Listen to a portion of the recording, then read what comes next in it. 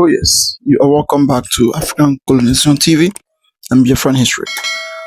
In today's video, we'll go straight through what is happening in Nigeria, mostly the issue concerning the IPOB and the device that the Nigerian Army claimed that they found in Imo State. So as it is now, so many agents, many news agents now, and many reports, they are now reporting that that device that they claim that they found, it is not true. That it is not in Imo State that they found that device, that explosive device. So according to the report, they say security crisis in Nigeria. Army and IPOB clash over explosive device reports. So the explosive device that they say that the army claimed that they found in the camp of IPOB and the camp of ESN, according to them. So now many other news agents, many other reports, you're going to see it in this video. Don't skip any part of it. Try to watch to the end for you to understand everything that is happening. So according to many other news agents, they are saying that that device that they found, they claim that they found, it is not in Imo. And it is not from the IPOB, it is not from the ESN. In fact, is a lot to say. It's a lot to say because as you can see, for many weeks now, the guy called Udele, the way he has been moving around, giving fake news, and they giving fake reports concerning what is happening in the east, and how they are destroying the camp of ESN, destroying the camp of IPOB, and they're making, in fact, he said a lot of things. So in this video, you are going to see the whole report and how everything is happening. And this our brother is going to give us every details that is coming from Imo and every detail that is coming from the soldiers, how they are claiming that it is ESN. So as about to watch, like, subscribe, and make sure you share it. Let it reach everywhere for everyone to see what is happening in Biafra land. There is a very disturbing and worrisome news I just received, and this news is about IPOB. Please, I beg you to pay very close attention because this is a security matter and a very serious issue. Oh yes. Now, let yesterday, being the 14th day of March 2026, a news was posted online, and the news says, let me read it first so that we can see. It says, busted, Nigerian Army caught lying as evidence shows IEDs found in Lagos and Oyo posted as recovered from IPOB in Imo. What this simply means is that an evidence has shown that IEDs, this simply means improvised explosive devices. So it means an explosive devices that was found in Lagos and Oyo was posted by the Nigerian Army as recovered from IPOB in Imo State. Do you know what this means? You pick up something in Lagos and you came online and said you pick it up in Imo State. Now, I'm not doing this video to discredit the Nigerian Army, and I'm not doing this video as a mouthpiece of IPOB. No. I keep saying it, I'm only the analytic guy. My work is to analyze news for you. And we cannot take, the effort of the Nigerian Army for granted. They are doing a very great work, in keeping Nigeria and, in protecting lives and properties of Nigerians. So we give them kudos to that. But then this kind of news shouldn't be found within them. Honestly speaking, this is not a good one, though we give kudos to them. And of course, you see, this news was posted by a news agent called Parallel Facts, right? If you go to Google, you see them. It was posted yesterday, being the 14th day of March 2026.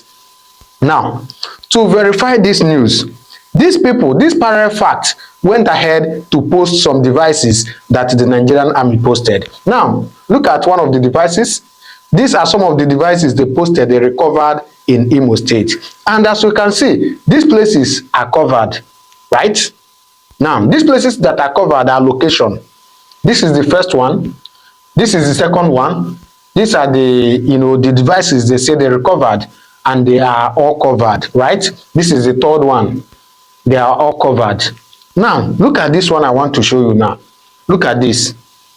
This one is not covered. You can see this one now is this one.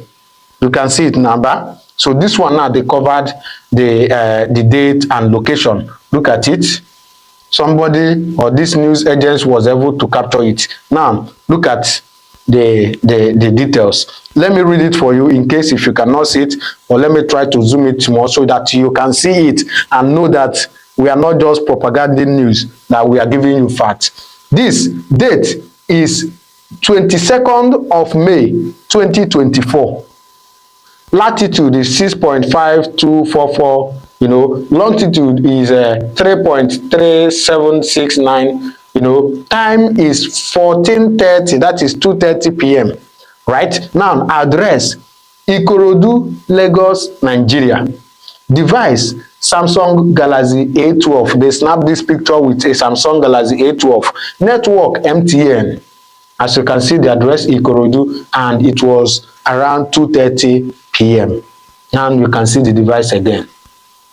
So this thing is what the Nigerian Army posted as a device they found in Imo State. Meanwhile, it was a device they found in Ikorodu.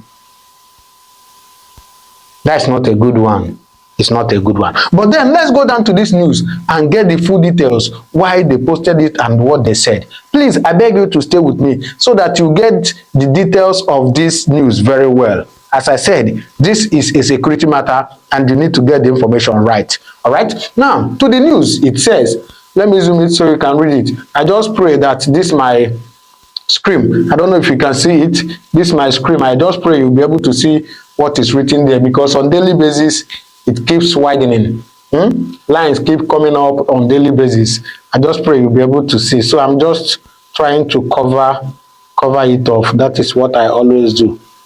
All right. So it says, on 12th March 2026, Lieutenant Colonel Olabisi Olaleko Adeyi, Acting Deputy Director of Army Public Relations for the 82 Division Nigerian Army, posted on X photos of IEDs claiming they were recovered from IPOB supporters in Imo State. So it was posted on the 12th day of March 2026 by this Lieutenant Colonel Olabisi, right? And he said that it was explosives they recovered from IPOB supporters in Imo State. Please pay very close attention.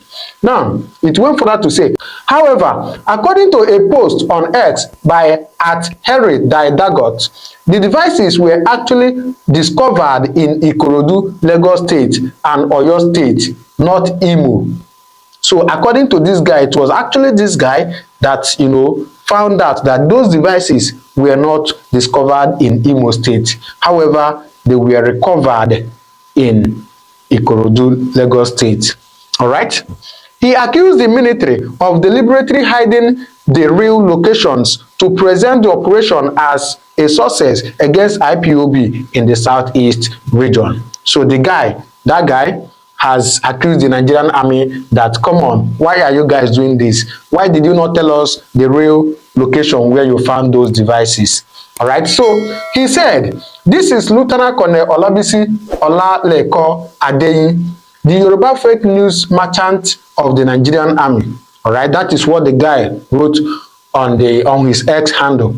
The Nigerian Army on 12th March 2026, he posted on X photos of IED bombs found in Lagos and Oyo State as weapons recovered from IPOB supporters in Imo State, he said. All right.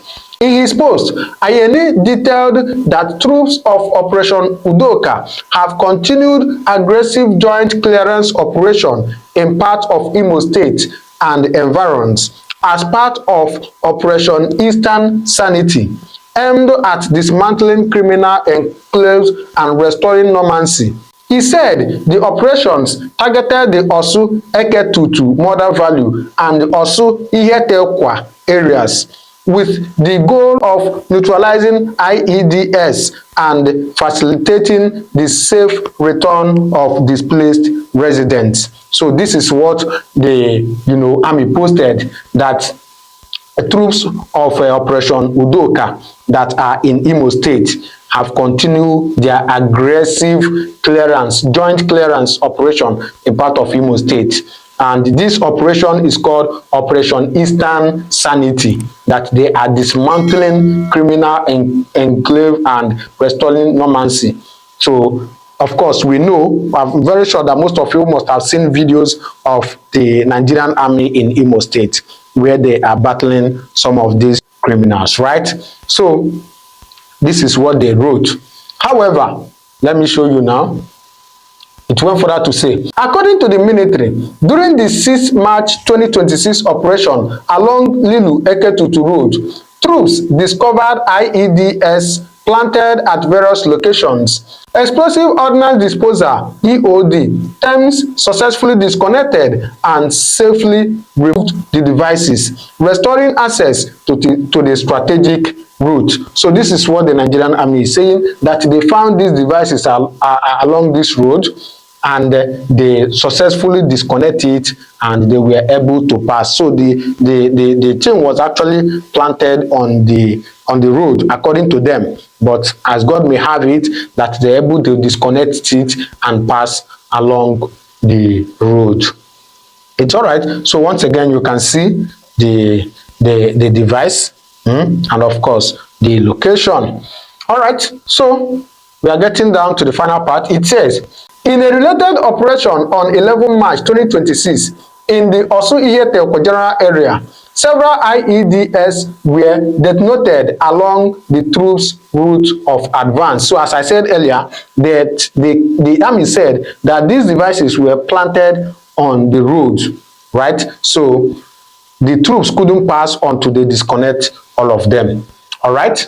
The army said the operation led to the discovery of an alleged IPOB ESN IED making facility containing Biafran flags, 7.62 mm NATO ammunition, pipes for priming explosive, pistol magazines, double barrel guns, CCTV cameras, clips, and electronic wires. The explosives were reportedly disconnected, recovered, and safely destroyed. So, according to the Nigerian Army, that's why they were disconnecting those devices along the road, that they were able to discover more things. So, they said that some of the things they discover were or are Biafran flags, 7.62 mm NATO ammunition. I don't know that one, no. You know, pipes for priming explosive, pistol magazine, double barrel, CCTV cameras, clips, and electronic wires, right? So these are the things they said they recovered from, that, the camp they saw.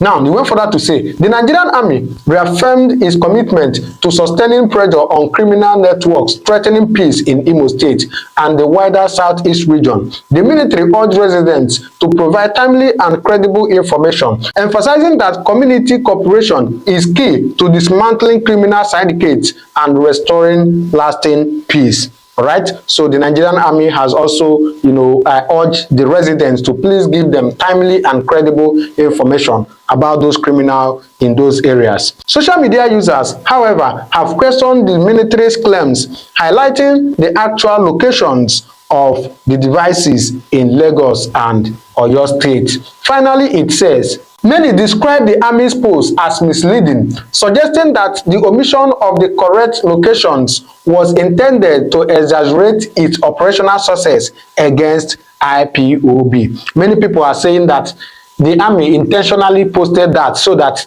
people will say that, oh, their war or their operation against IPOB are always successful. Anyway, what I have to say in this is this.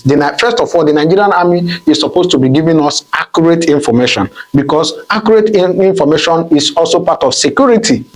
Oh yes, they should be giving us accurate information. Anyways, I will allow you now to listen to a very important video, or rather interview, that was granted by the former Chief of Defense Staff, General Christopher Musa. Right now, he is the Minister of Defense. Please, I beg you to listen to him carefully, because there is something that he said about IPOB. I don't want to talk about that, but then I beg you to listen to him. As I said, he made this video a couple of months ago when he was the Chief of Defense. Now he is the Minister of Defense. So please, I beg you to listen to him and then do well to drop your comment in the comment section what to think.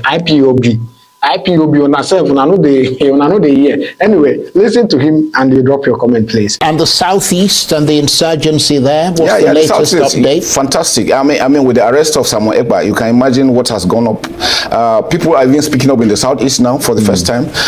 The stay-at-home thing is now being watered down, and I'm sure it's going to stop immediately.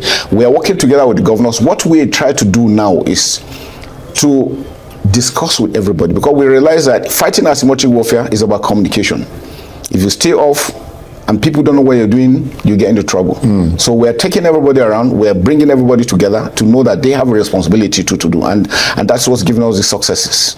And is it IPOB that's the problem there, or are there other criminal gangs and even hired political thugs that have taken advantage of the situation? Because IPOB have consistently denied many of the attacks that are credited to them. Well, they always want to deny it. I mean, basically, but everybody knows, they know it, that they're the ones. It's IPOB and ESN, and again, criminal elements. You know, normally when there's impunity, a lot of acts of criminality, and then criminals take advantage of that. Everybody wants to be part of it, and that's what's happening. But I mean, insurgent groups tend to want to, admit that they've done, claim responsibility. Yeah, I mean, it gives them power and, yes. and makes them more feared. So why would IPOB say they're not the ones who are doing it? Well, but probably because of the nature of the individuals that are involved.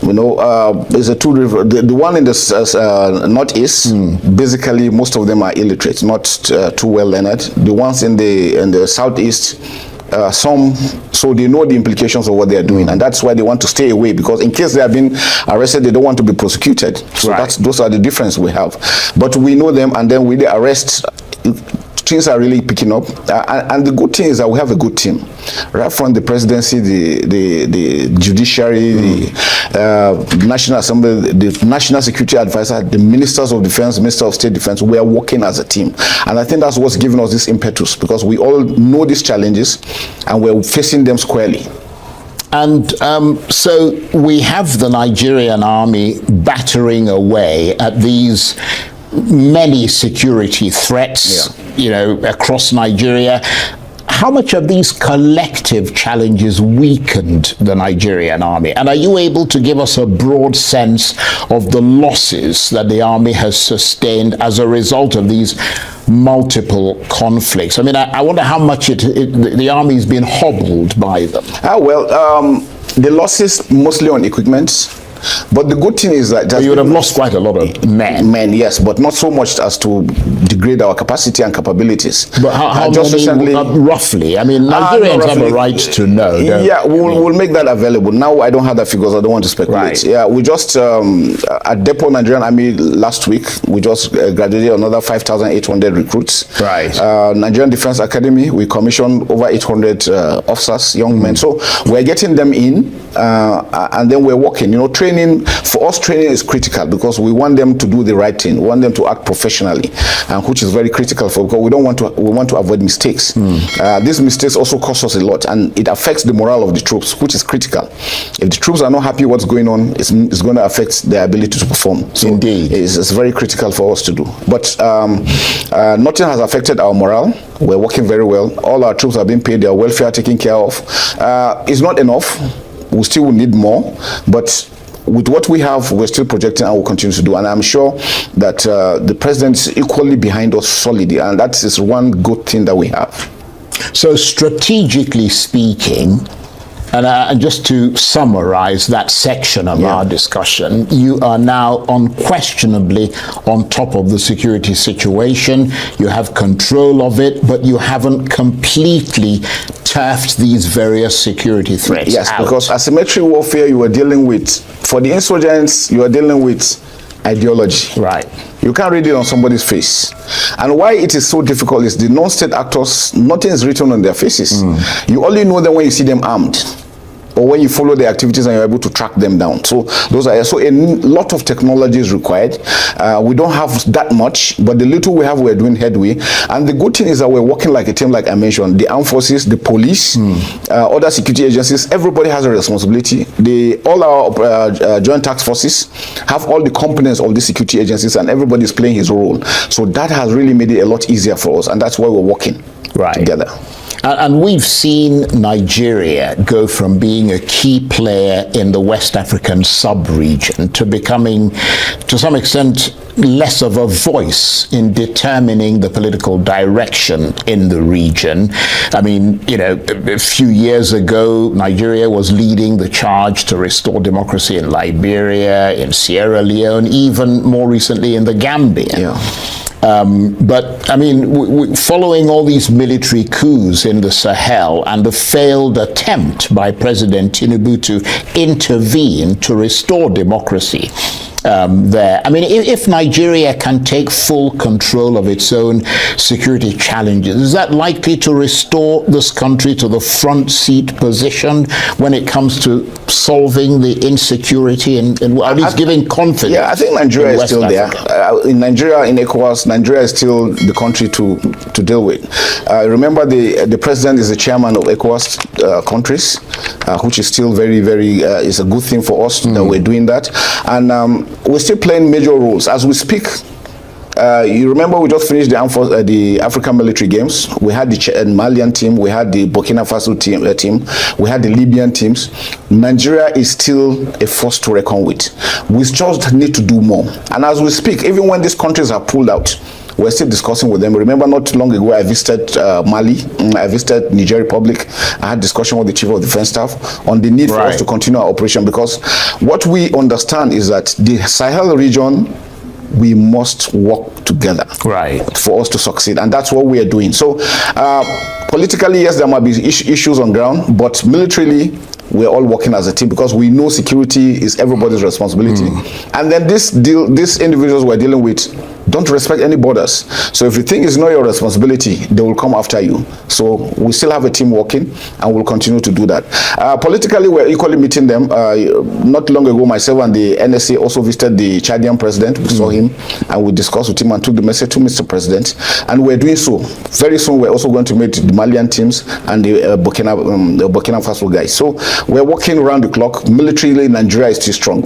As we speak, we have our troops in Gambia, in Central African Republic, very soon probably in Sierra Leone. We're also stabilizing these countries despite our challenges. So we have that capacity to do what we're doing here and externally at the same time.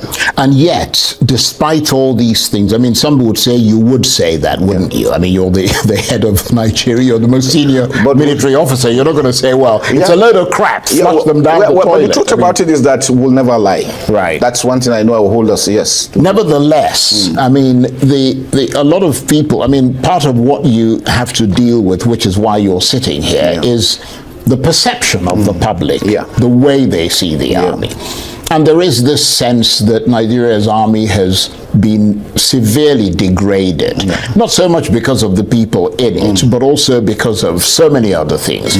Lack of funding, corrupt politicians, a politicized army, I mean, all kinds of issues. And that sense, there is that sense in Nigeria still, and I'm sure you hear it from time to time, where people say, you know, we need to bring mercenaries into this country. Well, what is your reaction? We don't need mercenaries. We don't need any foreign boots on Nigerian soil, and that is not even being thought out. We don't need any military base. You remember because of the... Well, I was going to ask you about the military base, but just let's talk about the mercenaries first. The mercenaries, no. We have the capacity to do that. We have told all the countries we do training together. All we need is to get these equipments that we're fighting.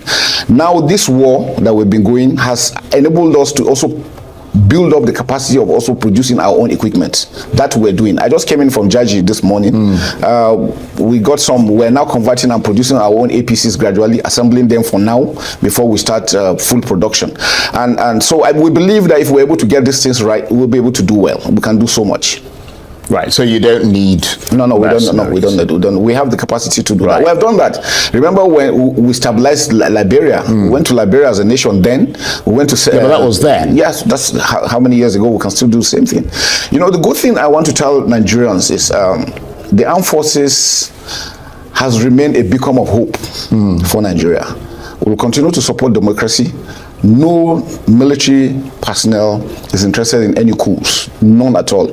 We thrive better in a democratic setting, and that's what we want to do. So we want to sustain it.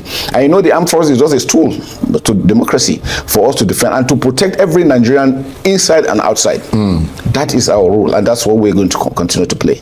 Well, you mentioned the issue of military bases. I mean, there's a story that's been going around that Nigeria has granted permission to France to establish a military base in Nigeria. Not even considered. Is that a fact? It was not even a part of discussion. It was not at all. Like I said, you know, I think the thing people have against the military sometimes is because of the past military regimes. But that has gone for 20-something years. We have shown capacity, we have shown our willingness to continue to subject ourselves to democratic norms. And that's what we'll continue to do. So, and that's why forums like this is what we take advantage of, to show Nigerians that this is a different armed forces. We are people-centric. We are for Nigerians. And we're here to protect Nigerians. Yeah, everything that we do. Yeah, the problem general is that the issue that brings France in is not within Nigeria's borders. It's outside Nigeria's borders. It's a threat from the Sahel. It's a threat from other parts of North Africa, coming down from Libya and all the rest of it. And I'm wondering if the idea of a military base, whether it's French or American or something else, is something that might be on the agenda at some future date? Or can you say incontrovertibly that no foreign countries will be allowed to set up a military base in any part of the country? It is a no-no. Bearing in mind that you're not going to be the chief of defense staff forever. It has never happened. So you can only speak for about the time when you're around. I've been in the system for almost 30-something years now. Since I've been there, we've not had one. Not now and not ever. All we want to do is to continue to train together. We can train together. We send our officers and soldiers to these countries. We have assisted them severally, even these so-called big countries. We have done so much. It's an inability to get the equipment that we need. Even with our money, it's been difficult getting some equipment. And so we feel, and that's why I'm happy with Mr. President approving the bill on DICON for us to produce. Now we are partnering with a lot of original equipment manufacturers for them to come into Nigeria and produce in situ, because we know with a population of 200 million, the market is there. And then we can also reach out to countries, our neighbors, and that would be great for us. So what would be the implications for Nigeria's sovereignty if foreign military bases were allowed to be set up in this country from your military perspective? What would be the implication? The implication is that you sold your sovereignty to somebody else. Well, they're establishing a military base. It doesn't mean you've sold your sovereignty. Of course. Do you know what's happening in Japan? Japan, they have a military base. You don't control what they do. They don't follow your laws. You don't have any prosecutorial opportunity on any of them. You don't do that. And then what we know is that once you allow any of these foreign countries in, one, you know the dynamics in the world. You come to the West, the East takes the advantage, and then we turn the West, our region to a proxy war. We wouldn't want that. We have enough challenges we're facing. We'll not allow any of them come in. All we need is we're going to cooperate, work together. We get the equipment, we fight our battles. Right. Okay. Well, that sounds very reassuring. So we will obviously accept your assessment of that and you know, go with it. But let's talk about still the internal threats, because that really is it, not so much the foreign bases or anything like that. Who are the new group called Lakurawa? Lakurawa, they are not a new group. They've been in Nigeria since 2018. Well, if they've been in Nigeria, why have you allowed them to be? No, they didn't come as terrorists or as non-state actors. You know, this is what we see. Sometimes, how did Boko Haram start? When they started, we looked the other way around. If we had nipped it in the bud, we wouldn't have gotten to where we are today. So they came in, the communities invited them in, because, you know, we share about 1,500 kilometers border with Niger Republic. 7 Nigerian states, we have common affinity, common religion, common cultures together. So it's difficult for you to separate us. So some people from these areas brought them in as friends to come and stay. And armed people? No, they were not armed then. Right, okay. They were not armed. And then when they came in, you know, they told them that they didn't have any problem with them. Their problem they had was with Niger Republic. So they accepted them and kept them in, and then they were, you know, showing them, okay, the government is too far away. I'm here, I have some funds, I could give you money to do this, give you money. Gradually, they bought their way in. And then before they now turn around and say, okay, now you start have to pay for us being here, because they couldn't get enough funds, and that's where the problem started. It was only when that started that the cry came out. Right. So now we are reacting to that, and now I can tell you operations are ongoing. We're taking them out completely, and we're working together with Republic of Niger. We have 20 kilometers right of pursuit, so we can take them out into, because normally what they do is they go across the border, you put them the heat, they cross into international borders, and you leave them. But now we have that, we do that with Cameroon, Chad, Nigeria, and Benin Republic. So we're working on that, and I'm sure within a very short time it will be cleared. Right. What about things like oil theft? I mean, that's a big problem in this country. It is not only, I mean, it's eaten into this country's economy, and technically it affects your budget very as well. So much. But a lot of the allegations there are aimed against the army. Well, let me say this. It's easier to point. You know, one thing I've observed is that the armed forces seem to be the fall guys. I mean, everybody does. If you want to blame anybody, blame the armed forces. Just throw us under the bus. Well, I mean, the local people who observe what is happening, they talk to us. We live with these local people, and I can tell you, Mr. President 3 months ago gave us a mandate. He wanted us to restore production. And then we're about 1415, and we assured him that we'll do. Our target for this year was 2 million barrels per day. So far, we have achieved 1.8. Oh yes, very nice. It is good that everybody has seen the whole thing, the way everything is happening, and the interview granted by Nigerian Chief of Army Staff, Christopher Musa, and the report that they gave. In fact, it is very shocking, and it is very, very annoying. You find a device, is explosive device from somewhere, and now you claim that you find it in Imo State. That it is from the ESN, it is from the IPOB men, it is this and that. For you to go to research, or for you to fight against insurgency and against criminals and the bad guys around is very, very good. But coming out to give a fake news, a fake report, for you to get a credit from the public, or for you to get a credit from the government, it is not advisable. And that news, it is not okay. Even though since then till now, the Nigerian soldier have not seen them coming out and to give a report and to apologize for such kind of a news. But still, they are adamant, and they believe that whatever they do, it is none of your business. In fact, that is how they gave a news that they have buy Gentle, they have buy all the men, they have destroyed everybody. And the end, we now start seeing Gentle and their men coming out, start talking. Before you know, the same army, the soldier, they claim that it is AI. Then AI, till date, AI is still talking, changing clothes, speaking, eating food and other things. Still AI. So I don't know the benefit of this type of news, and the benefit of Nigerian Army coming out to claim what they did not do. And anything concerning security is something that everybody needs to be careful, and they need to be very, very careful with it. I'm going down to the east. Everybody know what they are fighting for. Everybody know what is happening, and everybody know what is the main problem. I don't know why the government, they will refuse to do the needful, and they will be beating around the bush in the name of, yes, they are trying, which they know that they are not. That is not enough. You want to silence anything concerning Biafra, you want to silence anything concerning agitation in any part of the country, but you are not doing the needful so that the people will believe in you. Because what causes all those things is because of, I would say, it's because of negligence, nepotism, segregation, and the many things.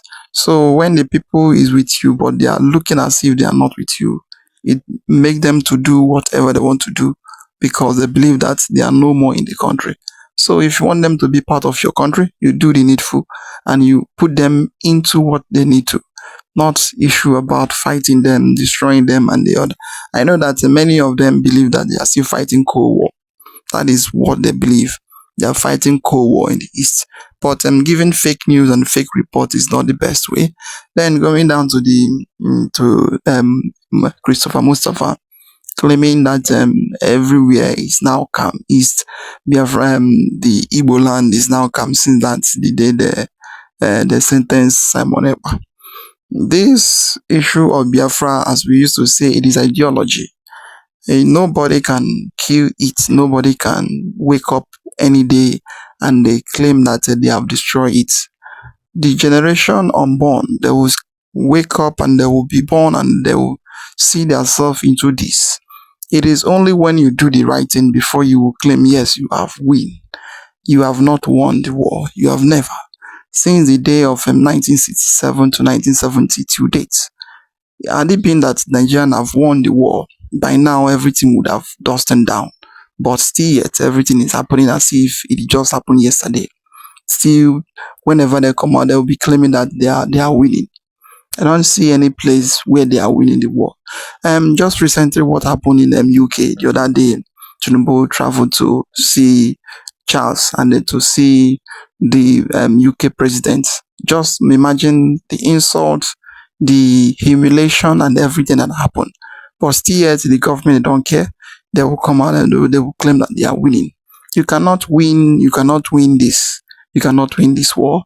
It is ideology and it is war of unborn and the war of born. Those people that already been born, they are still on it. And those people that have not been born, they are still on it. So before you will do them well, before you will win the war, you make sure you do everybody equal rights, equal opportunity, and give them what is due for them. The agitation of Mazam Kanu is fighting for it. He's fighting for the Igbo should be treated like other zone. That is it. But instead of it, they sentence him life imprisonment for them not to be hearing his voice. But still yet, many things still happening. Many things is still happening because they are not Boko Haram, they are not SWAP, or they are not Fulani men that is going villages, destroying villages and other things. They come out and tell you what they need and tell you what you need to be doing for them so that they will believe in one Nigeria.